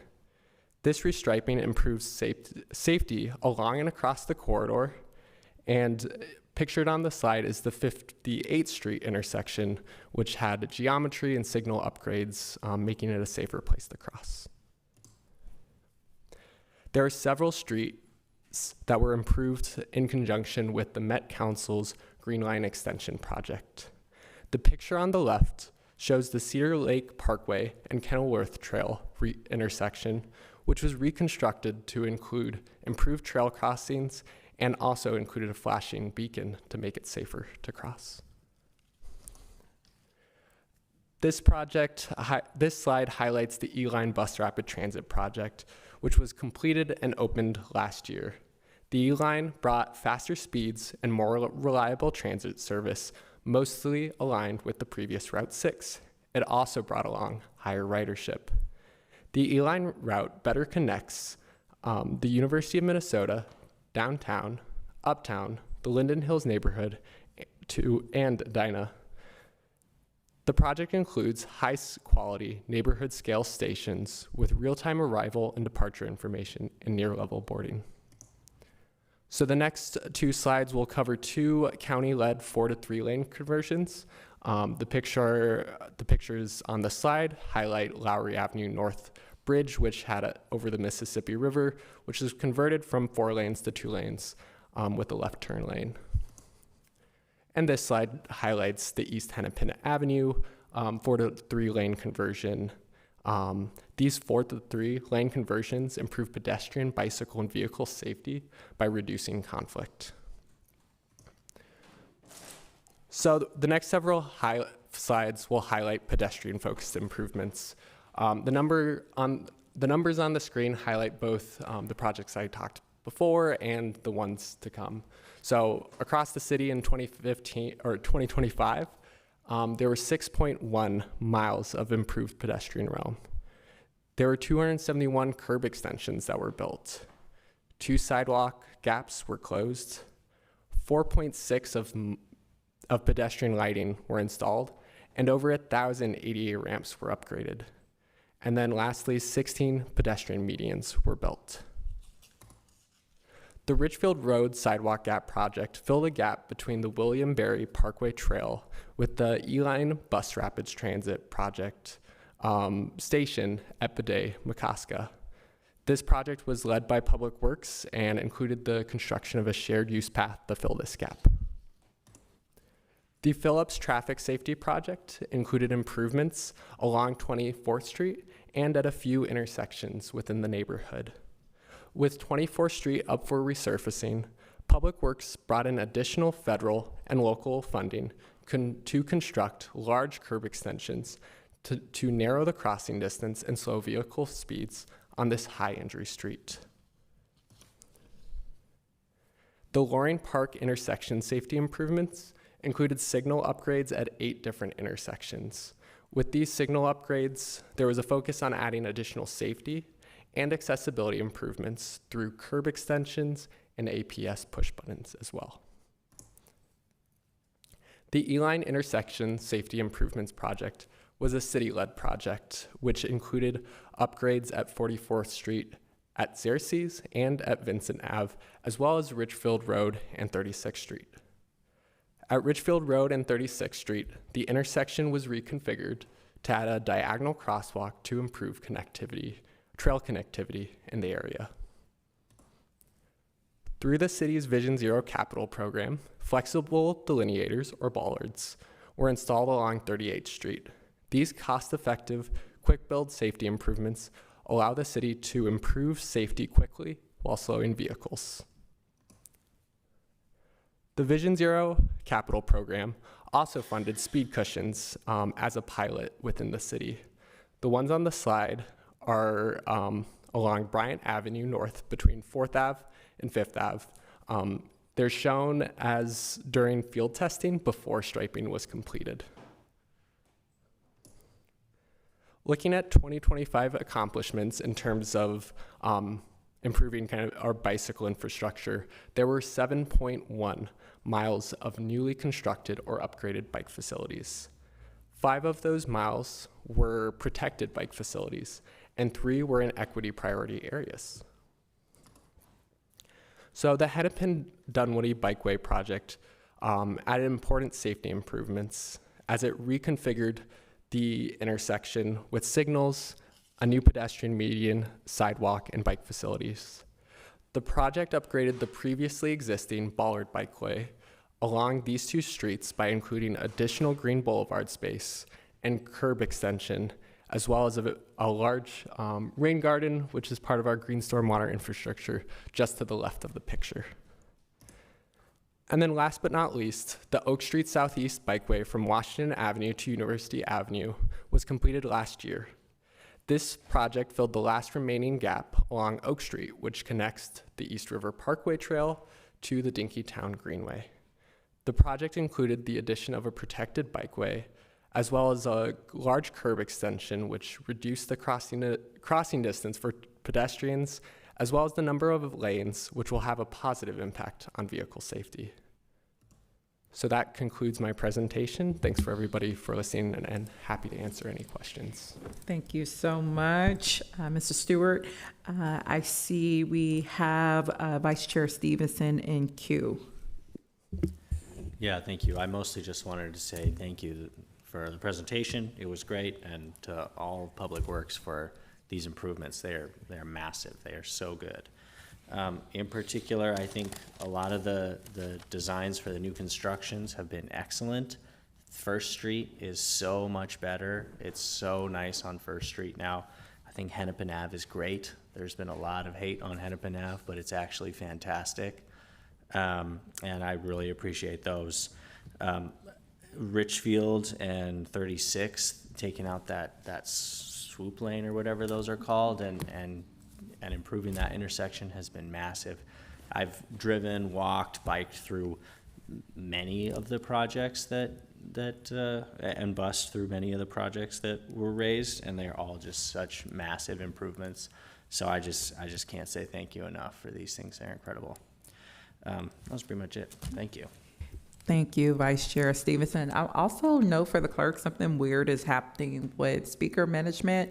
Councilmember Palmisano got a queue, and it has her checked in for her first. and that's weird. Yeah, but yes. Right when she included herself, I clicked right next to it and immediately got rid of it. Oh. When I was getting ready to have the first one, so I just re-added you in. Okay, awesome. All right, next is Councilmember Palmisano. Thank you. Thank you, Mr. Stewart, for this presentation. The report, I thought the report had said we had built around 8,000 ADA ramps. In your slide here, it says a little over 1,000. Regardless, how many more do we still need to do? Chair, council member, I think I would have to get back to you on that, unless. Do you feel like we've reached the halfway point at this point, or a quarter of the way there, just in your estimation? I'm not looking for a specific figure.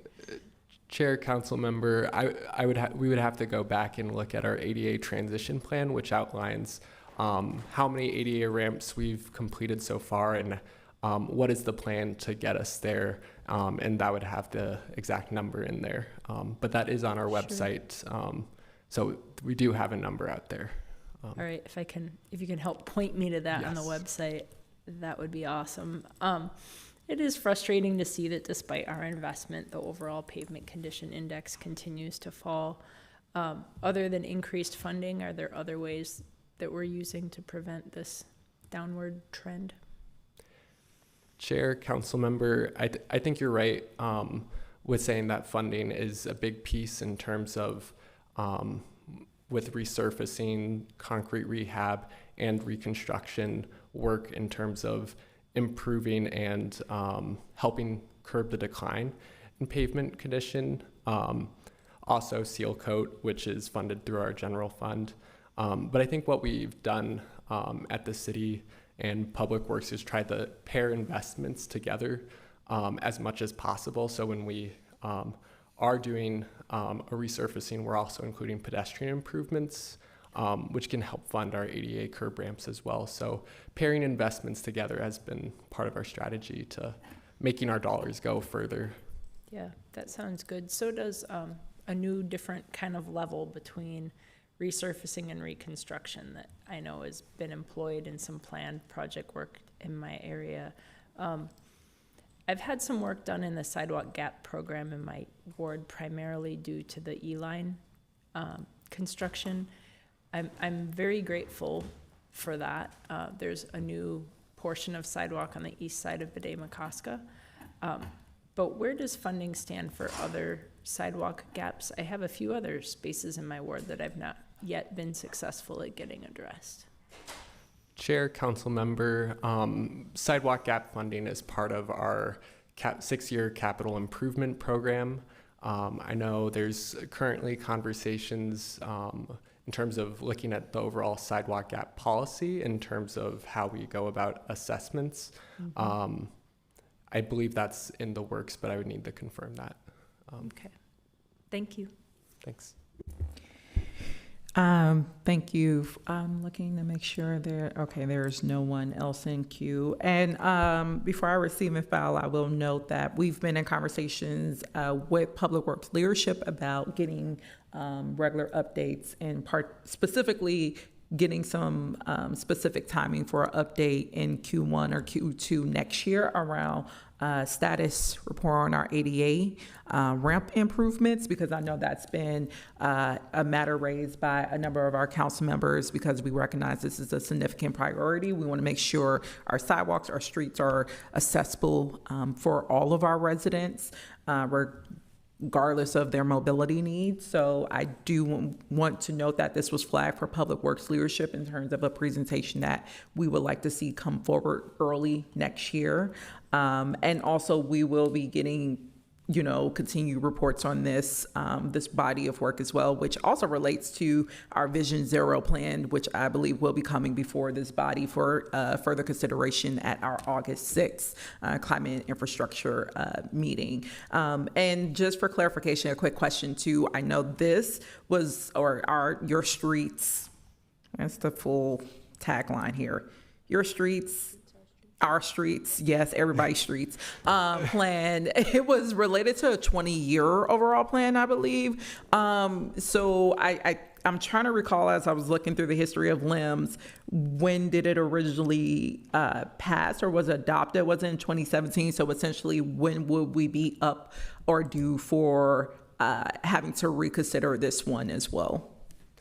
Chair Wansley, so the 20-year streets funding plan, so the ordinance that funds the 20-year streets funding plan was adopted in 2016, and that provided additional funding starting in 2017, and then the 20-year streets funding plan as itself was adopted in 2017. So that gives us 20 years of additional funding to help complete the street public works projects that we kind of highlighted today. Okay, so we got some time. Okay, awesome. Well, thank you again for this presentation.